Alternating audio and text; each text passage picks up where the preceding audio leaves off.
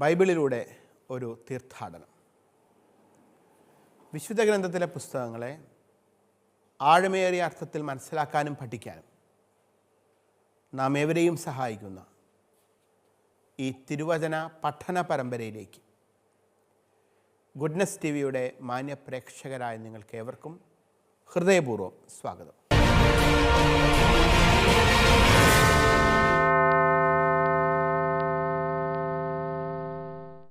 മക്കബായരുടെ ചരിത്രമാണ് നമ്മൾ പഠനവിധേയമാക്കിക്കൊണ്ടിരിക്കുന്നത്. മുൻപുള്ള ക്ലാസ്സുകളിൽ ഞാൻ സൂചിപ്പിച്ചതുപോലെ മക്കബായരുടെ ചരിത്രം കേവലം ഒരു ജനതയുടെ മതജീവിതത്തിൻ്റെ ചരിത്രം മാത്രമല്ല, ഒരു ജനതയുടെ ദൈവാനുഭവത്തിൻ്റെയും മതജീവിതത്തിൻ്റെയും ചരിത്രം എന്നതിനേക്കാൾ ഒരു ജനതയുടെ രാഷ്ട്രീയ ഇടപെടലുകളുടെ ചരിത്രമാണ് മക്കബായരുടെ പുസ്തകത്തിൽ പ്രധാനമായിട്ട് നമ്മൾ കാണുന്നത്. ഒരു ജനം നടത്തിയ രാഷ്ട്രീയപരമായ ഇടപെടലുകൾ, അവരുടെ വിശ്വാസത്തെ കാത്തുസൂക്ഷിക്കാനായി അവർ നടത്തിയ രാഷ്ട്രീയപരമായ ചെറുത്തുനിൽപ്പുകൾ,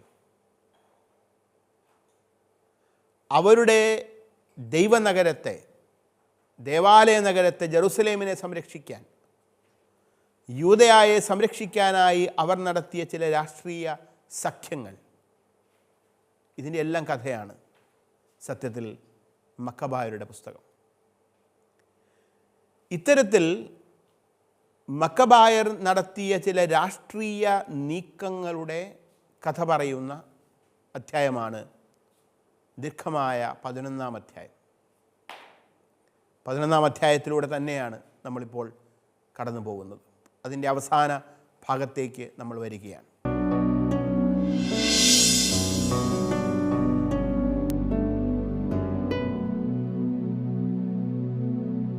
കഴിഞ്ഞ ക്ലാസ്സിൻ്റെ അവസാനം ഞാൻ നിങ്ങളോട് പറഞ്ഞു, അന്ത്യോക്യായിൽ ദെമിത്രിയുസ് രാജാവ് വലിയ ഒരു പ്രശ്നം നേരിടുകയാണ്. സൈന്യത്തിൽ നിന്നും ജോലിയിൽ നിന്നും പിരിച്ചുവിട്ടതിനാൽ അസംതൃപ്തരായ അസംഖ്യം വരുന്ന സൈനികർ, രാജാവ് ചുമത്തിയ വലിയ നികുതി ഭാരത്താൽ അസംതൃപ്തരായ ഒരു ഭാഗം നഗരവാസികളായ ജനങ്ങൾ, ഇവരെല്ലാവരും കൂടി സംഘടിച്ച് രാജാവിനെതിരെ ഒരു യുദ്ധത്തിന് പുറപ്പെടുകയാണ്.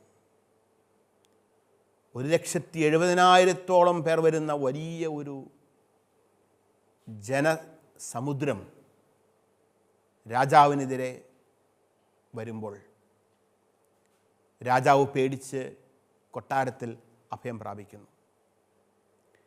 ഈ സമയം രാജാവിൻ്റെ കൊട്ടാരത്തിനും രാജാവിൻ്റെ ജീവനും സംരക്ഷണം നൽകിയത്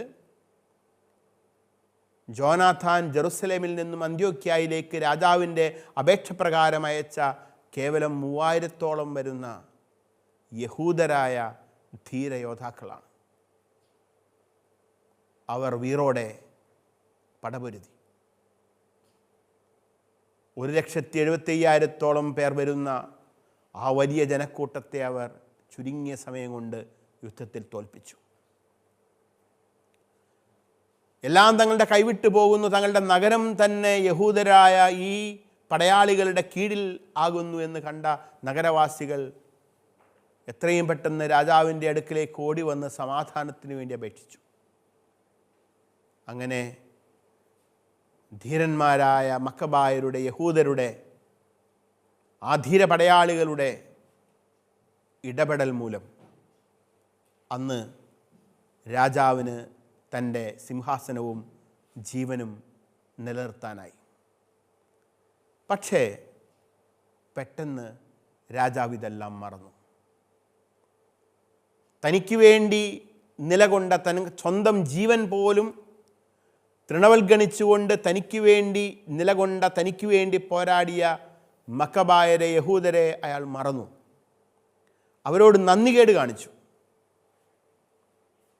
ജോനാഥാൻ എന്ന അതുവരെ തൻ്റെ സുഹൃത്തായിരുന്ന മക്കബായരുടെ നേതാവിനെ അയാൾ മറക്കുകയും നന്ദിരഹിതമായി പ്രവർത്തിക്കുകയും ചെയ്തു.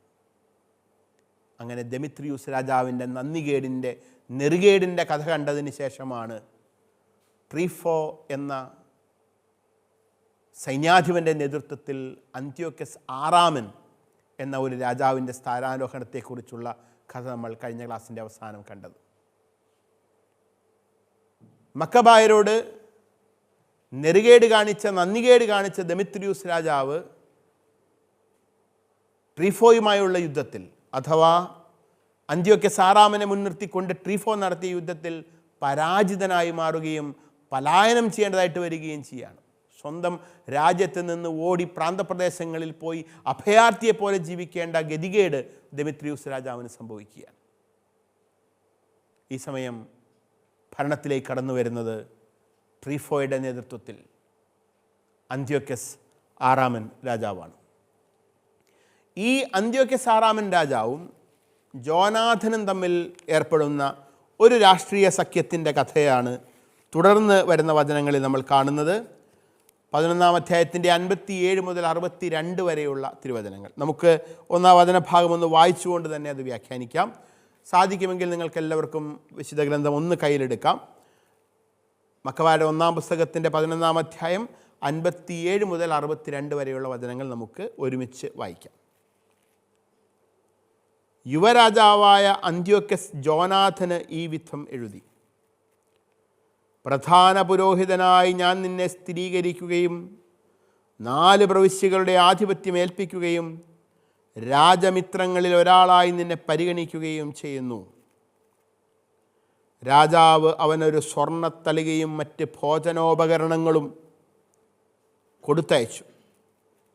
സുവർണ ചഷകങ്ങളിൽ നിന്ന് പാനം ചെയ്യാനും രാജവസ്ത്രവും സ്വർണ്ണക്കൊളുത്തും ധരിക്കാനുമുള്ള അവകാശവും നൽകി. ജോനാഥാൻ്റെ സഹോദരനായ ശിമയോനെ ടൈറിലെ ലാദർ മുതൽ ഈജിപ്തിൻ്റെ അതിർത്തികൾ വരെയുള്ള പ്രദേശങ്ങളുടെ അധിപനാക്കുകയും ചെയ്തു.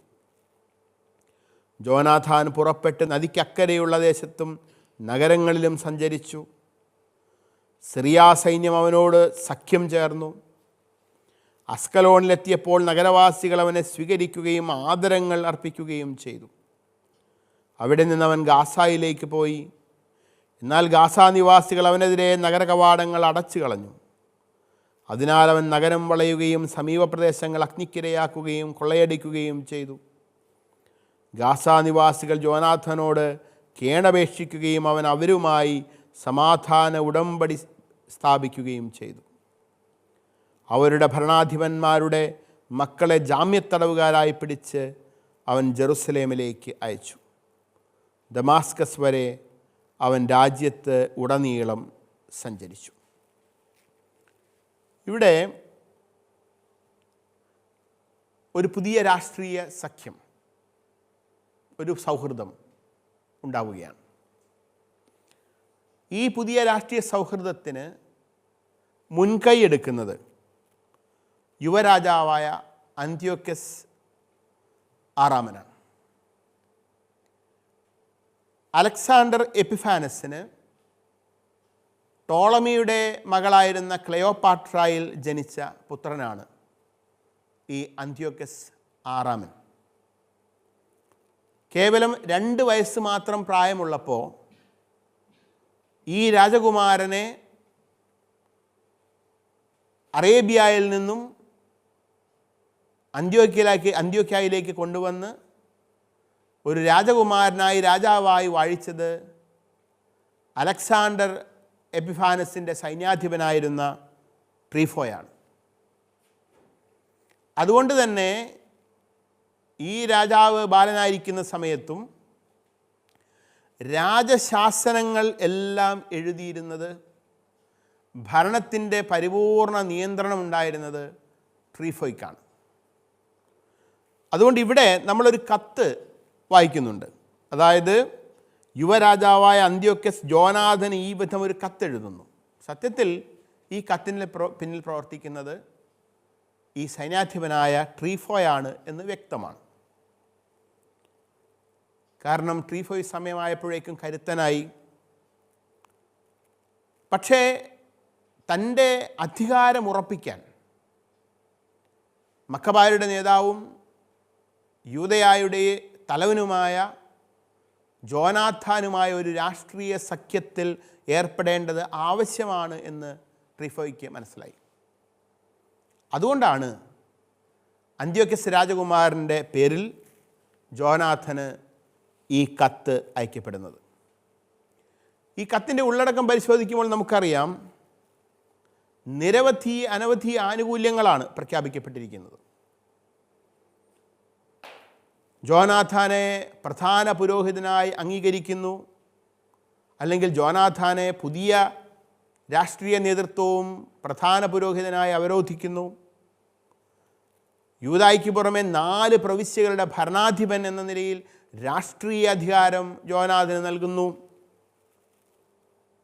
രാജാവിൻ്റെ ഏറ്റവും അടുത്ത സുഹൃത്തുക്കളിൽ ഒരുവൻ എന്ന മഹത്തായ പദവി ജോനാഥാന് വാഗ്ദാനം ചെയ്യപ്പെടുന്നു. ജോനാഥാനെയും മക്കബായരെയും ആദരിക്കുന്നതിൻ്റെ പ്രകടമായ അടയാളമായി ഒരു സ്വർണ്ണത്തളിക രാജാവ് കൊടുത്തയക്കുന്നു. ഭക്ഷണം കഴിക്കാനായിട്ട് ഉപകരിക്കുന്ന ചില ഉപകരണങ്ങളും ആ കൂടെ കൊടുത്തയക്കുന്നു. രാജാവ് പാനം ചെയ്തിരുന്ന സ്വർണം കൊണ്ട് നിർമ്മിതമായ ചഷകങ്ങളിൽ നിന്ന് പാനം ചെയ്യാനുള്ള അധികാരം കൊടുക്കുന്നു. രാജവസ്ത്രവും സ്വർണ്ണക്കൊളുത്തും മറ്റ് ആടയാഭരണങ്ങളും ധരിക്കാനുള്ള അവകാശവും നൽകി ജോനാഥാനെ വലിയ ആദരണീയനായി കണക്കാക്കിക്കൊണ്ടാണ് ഈ കത്ത് അയക്കുന്നത്. മാത്രവുമല്ല, ഈ കത്ത് മുഖേന ജോനാഥാൻ്റെ സഹോദരൻ മറ്റൊരു മക്കബായ സഹോദരനായ ശിമയോനെ ടൈർ മുതൽ അഥവാ സിറിയ മുതൽ ഈജിപ്ത് വരെയുള്ള തീരപ്രദേശങ്ങളുടെ, മെഡിറ്ററേനിയൻ കടലിൻ്റെ തീരപ്രദേശങ്ങളുടെ മുഴുവൻ ഭരണാധിപനായി ഗവർണറാക്കി മാറ്റുകയും ചെയ്യുന്നു.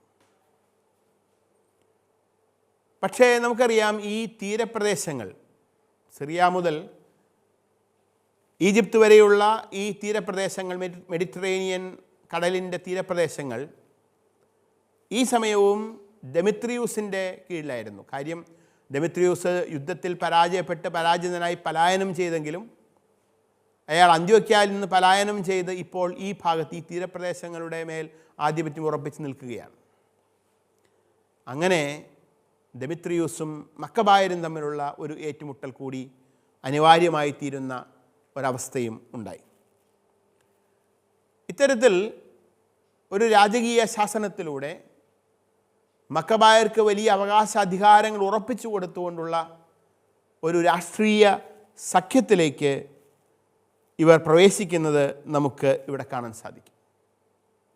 ഇതിൻ്റെ ഫലം എന്ന വണ്ണം, ഇത്തരത്തിലുള്ള രാഷ്ട്രീയ സഖ്യത്തിൻ്റെ ഫലം എന്ന വണ്ണം, ജോനാഥാൻ്റെയും മക്കബായരുടെയും ശക്തി, അധികാരം വിപുലമായി. അതിൻ്റെ പിൻബലത്തിൽ ജോനാഥാൻ തൻ്റെ അധികാരം ഉറപ്പിക്കുന്നതിന് വേണ്ടി യാത്രകൾ നടത്തുകയാണ്. നദിക്കക്കരയ്ക്കുള്ള ദേശത്ത്, ജോർദാൻ നദിക്കക്കരയുള്ള ട്രാൻസ് ജോർദാനിയൻ സ്ഥലങ്ങളിലേക്ക് സഞ്ചരിക്കുന്നു, സിറിയയിലേക്ക് പോകുന്നു. ഇവിടെയെല്ലാം, എഷ്കലോണിലേക്ക് പോകുന്നു. ഇവിടെയെല്ലാം ജോനാഥാനെ വലിയ ആദരവോടെ എതിരേൽക്കുന്ന ജനതയെ നമ്മൾ കാണുന്നുണ്ട്. എന്നാൽ ഇക്കാലത്ത് ജോനാഥാന് എതിരെ നിന്ന ഒരു നഗരവാസികൾ മാത്രമേ ഉണ്ടായിരുന്നുള്ളൂ. അത് ഗാസാക്കാരായിരുന്നു. പക്ഷേ ഗാസാക്കാരുടെ ഈ എതിർപ്പ് ഒരു യുദ്ധത്തിൻ്റെ അടുക്കലെത്തിയപ്പോൾ അവർ പരാജിതരാവുകയും ജോനാഥാൻ്റെ മുമ്പിൽ വന്നൊരു സമാധാന ഉടമ്പടി ഉണ്ടാക്കണമെന്നും തങ്ങളെ സമൂലം നശിപ്പിക്കരുതെന്നും അവരെ അപേക്ഷിക്കുകയും ചെയ്യുന്നതും നമ്മൾ കാണുന്നുണ്ട്. ചുരുക്കത്തിൽ ഈ സഖ്യത്തിലൂടെ മക്കബായർക്കും ജോനാഥാനും കൂടുതൽ അവകാശാധികാരങ്ങൾ ലഭിക്കുന്നതായി നമുക്ക് മനസ്സിലാക്കാം. അതോടൊപ്പം തന്നെ ഞാൻ സൂചിപ്പിച്ചതുപോലെ ജോനാഥാൻ്റെ സഹോദരനായ ശിമയോൻ, അദ്ദേഹം സിറിയ മുതൽ ഈജിപ്ത് വരെയുള്ള മെഡിറ്ററേനിയൻ കടലിൻ്റെ തീരപ്രദേശങ്ങളുടെ മുഴുവൻ ഗവർണറായി നിയമിക്കപ്പെടുകയും ചെയ്യുന്നുണ്ട്. പക്ഷേ ഈ സമയം ഈ ഭാഗത്ത് അധികാരമുറപ്പിച്ച് നിൽക്കുന്ന ദെമിത്രിയൂസുമായി സ്വാഭാവികമായും ഒരു ശത്രുത ഉടലെടുക്കുന്നു. ഒരു യുദ്ധം ഉണ്ടാകുന്നു. ഈ യുദ്ധത്തിൽ ജോനാഥാനും മക്കബായരും ദെമിത്രിയൂസിനെ പരാജയപ്പെടുത്തുന്ന കഥയാണ് തുടർന്ന് വരുന്ന വചനഭാഗങ്ങളിൽ നമ്മൾ കാണുന്നത്. അതിനായി നമുക്ക് മക്കബായരുടെ 1-ാം പുസ്തകത്തിൻ്റെ 11-ാം അധ്യായം 63 മുതൽ 74 വരെയുള്ള വാക്യങ്ങൾ കൂടി ഒന്ന് വായിക്കാം. തന്നെ അധികാരത്തിൽ നിന്ന് തുരത്താൻ ഉദ്ദേശിച്ചുകൊണ്ട് വലിയൊരു സൈന്യവുമായി ദെമിത്രിയൂസിൻ്റെ സേനകൾ ഗലീലിയിലെ കാദേശിലെത്തിയിട്ടുണ്ടെന്ന് ജോനാഥാൻ കേട്ടു. സഹോദരനായ ശിമെയോനെ നാട്ടിൽ തന്നെ നിർത്തിയിട്ട് അവരെ നേരിടുന്നതിനായി അവൻ പുറപ്പെട്ടു. ശിമെയോൻ ബേത്സൂറിന് മുൻപിൽ പാളയമടിക്കുകയും അനേക ദിവസം അതിനെതിരെ പടപൊരുതുകയും ഉപരോധമേർപ്പെടുത്തുകയും ചെയ്തു. അവർ അപ്പോൾ സമാധാന ഉടമ്പടികൾക്കായി അപേക്ഷിക്കുകയും അവൻ അതിന് സമ്മതിക്കുകയും ചെയ്തു. അവൻ അവിടെ നിന്ന് അവരെ പുറത്താക്കി നഗരം കൈവശപ്പെടുത്തുകയും ഒരു കാവൽ സൈന്യത്തെ അവിടെ ഏർപ്പെടുത്തുകയും ചെയ്തു. ഗനസരത്ത് തടാകത്തിനരികെ ജോനാഥാനും സേനയും പാളയമടിച്ചു. അതിരാവിലെ തന്നെ അവർ ഹസോർ സമതലത്തിലേക്ക് തിരിച്ചു. അവിടെ വെച്ച് വിദേശീയ സൈന്യം അവനുമായി ഏറ്റുമുട്ടി. അവനെതിരെ മലമുകളിൽ അവർ കെണിയൊരുക്കിയിരുന്നു. അവർ അവനെ മുഖത്തോട് മുഖം എതിർത്തു. അപ്പോൾ പതിയിരുന്നവർ ഒളിസ്ഥലങ്ങളിൽ നിന്ന് വന്ന് യുദ്ധത്തിൽ ചേർന്നു. ജോനാഥാനോടൊപ്പം ഉണ്ടായിരുന്നവരെല്ലാം പലായനം ചെയ്തു. അബ്സലോമിൻ്റെ മകൻ മത്താത്തിയാസും കാൽഫിയുടെ മകൻ യൂദാസും ഒഴികെ ആരും അവശേഷിച്ചില്ല. ഇരുവരും സൈന്യാധിപന്മാരായിരുന്നു. ജോനാഥാൻ വസ്ത്രം കീറി തലയിൽ പൂടി വിതറി പ്രാർത്ഥിച്ചു. അവൻ മടങ്ങിച്ചെന്ന് ശത്രുവിനോട് യുദ്ധം ചെയ്തവരെ തുരത്തി. അവർ പലായനം ചെയ്തു. അവനെ വിട്ടോടിപ്പോയവർ ഇത് കണ്ട് തിരിച്ചു വന്ന് അവനോട് ചേർന്നു. അവർ ശത്രുക്കളെ പിന്തുടർന്ന് കാദേശിലുള്ള അവരുടെ പാളയത്തിലെത്തുകയും അവിടെ പാളയമടിക്കുകയും ചെയ്തു. വിദേശീയരിൽ 3000 പേർ അന്ന് മരിച്ചു വീണു. അനന്തരം ജോനാഥാൻ ജെറുസലേമിലേക്ക് മടങ്ങി.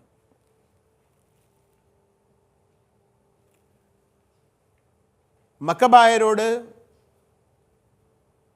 ജോനാഥനോട് നന്ദികേട് കാണിച്ച ദെമിത്രിയൂസ് എന്ന രാജാവ് ഇപ്പോൾ തൻ്റെ രാജ്യതലസ്ഥാനമായ അന്ത്യോക്യയെല്ലാം വിട്ട് ഒരു പ്രവാസിയെപ്പോലെ തീരപ്രദേശങ്ങളിൽ വന്ന് താമസിക്കുകയാണ്. അവിടെ അയാൾ വെറുതെ ഇരിക്കുന്നില്ല. അവിടെ ഇരുന്നു കൊണ്ട് ഒരു സൈന്യത്തെ അയാൾ ശേഖരിച്ചു.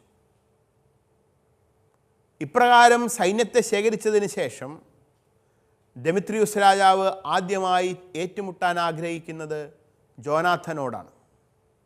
അതിന് കാരണമുണ്ട്. ജോനാഥാൻ്റെ സഹോദരൻ ശിമെയോൻ്റെ കീഴിലാണ് ഇപ്പോൾ ഈ പ്രദേശങ്ങൾ ഫലമേൽപ്പിക്കപ്പെട്ടിരിക്കുന്നത്, പ്രത്യേകിച്ചും തീരപ്രദേശങ്ങൾ.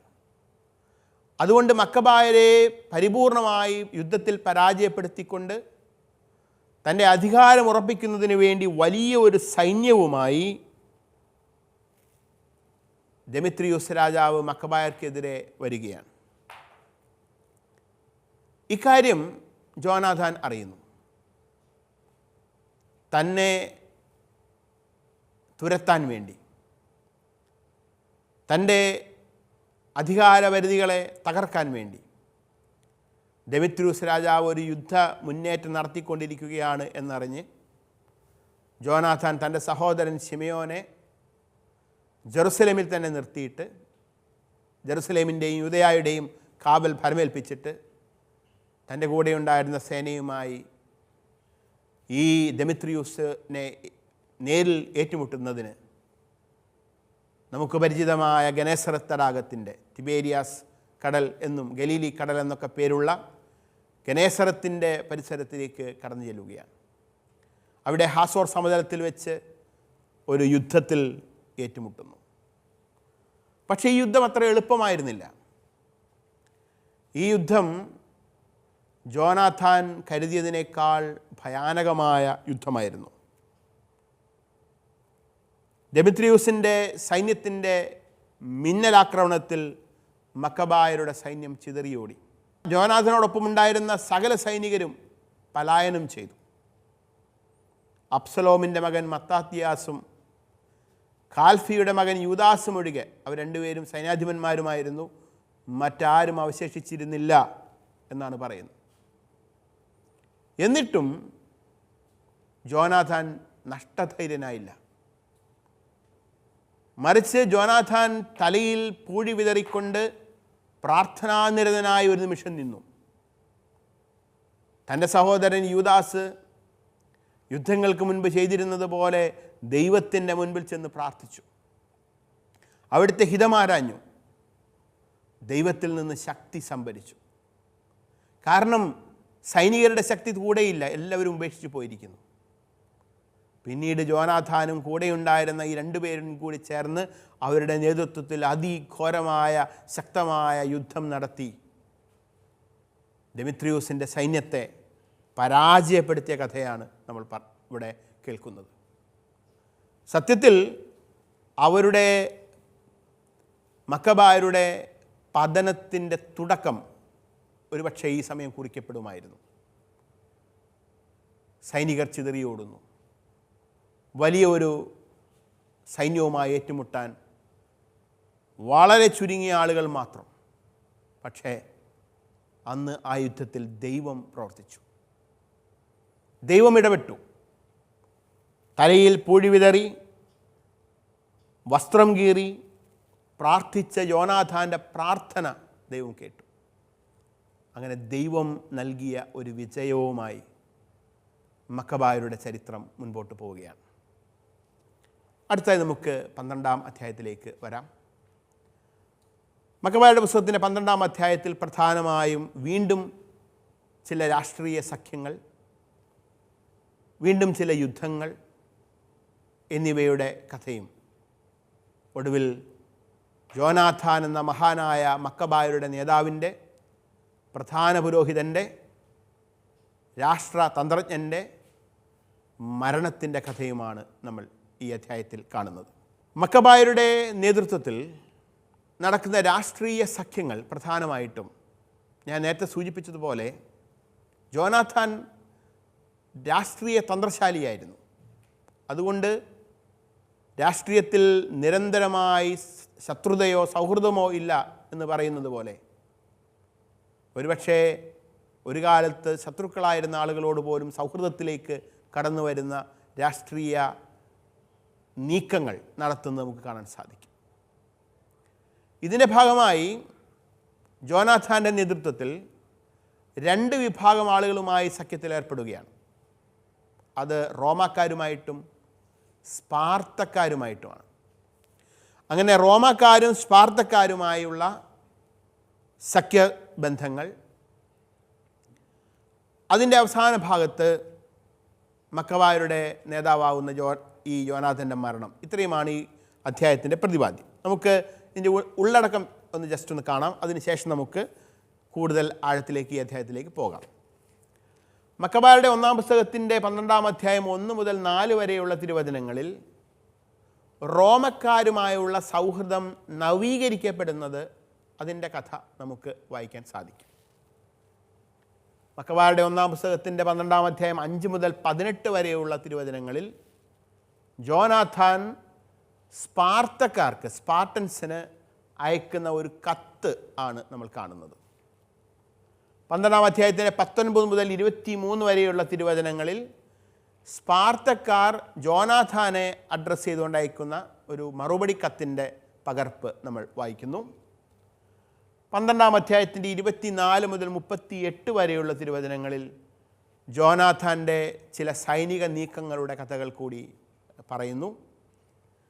ഏറ്റവും ഒടുവിൽ 12-ാം അധ്യായത്തിൻ്റെ 39 മുതൽ 53 വരെയുള്ള തിരുവചനങ്ങളിൽ ഒരു ചതിയിൽ പെട്ട് ശത്രുകരങ്ങളിലേക്ക് അകപ്പെട്ടു പോകുന്ന യോനാഥാൻ്റെ കഥയും ആ ചതിയുടെ ഒടുവിൽ അദ്ദേഹത്തിൻ്റെ മരണവും, യോനാഥാൻ്റെ മരണത്തിൽ അങ്ങേയറ്റം ദുഃഖിതരാകുന്ന ജനത്തിൻ്റെ ആ വിലാപവും കണ്ടുകൊണ്ടാണ് ഈ അധ്യായം അവസാനിക്കുന്നത്, 12-ാം അധ്യായം അവസാനിക്കുന്നത്.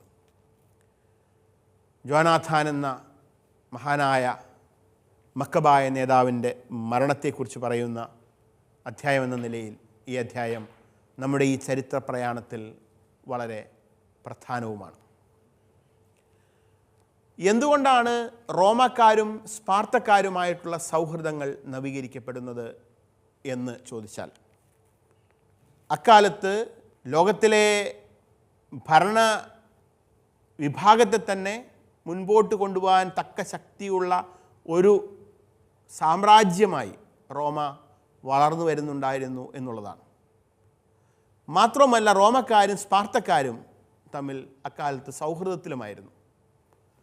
അതുകൊണ്ട് വളർന്നു വരുന്ന ഒരു രാഷ്ട്രീയ ശക്തിയുമായി സഖ്യത്തിലേർപ്പെട്ടുകൊണ്ട് തങ്ങളുടെ നില ഭദ്രമാക്കാനുള്ള ശ്രമമാണ് ജോനാഥൻ നടത്തുന്നത്. അതെപ്രകാരമാണ് എന്ന് അടുത്ത ക്ലാസ്സിൽ നമുക്ക് 12-ാം അധ്യായം വായിച്ച് വ്യാഖ്യാനിച്ചുകൊണ്ട് മനസ്സിലാക്കാം.